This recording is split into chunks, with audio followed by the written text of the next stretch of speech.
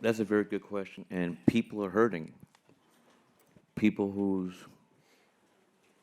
lives' welfare depend upon working in the film industry, no one's working.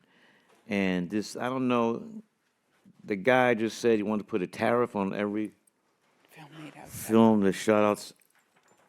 You know, I don't know how that's going to work. But it's, I don't think anyone knows how that's going to work. he just, that's another one. There's, from the outside, sometimes an underappreciation of all of the people who make up a film set.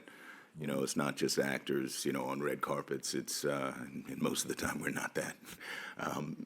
Anyway, but it's carpenters, it's electricians, it's drivers, it's, people who work in wardrobe. It's a whole army of people of various skills, generally creative, who come together to do that. So the job losses can be significant. I'm working in London right now on a project, and I worked in London quite a bit last year. I'd obviously, like to work in Brooklyn. It's more convenient, but Know where the work is.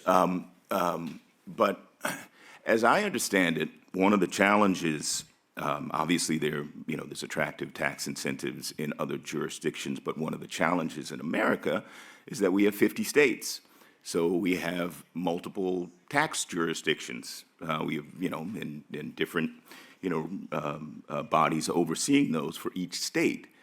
So if there can be efforts to consolidate the focus and consolidate the building of these tax incentives from the federal level, federal leadership, and that could be What was that word? federal through considered and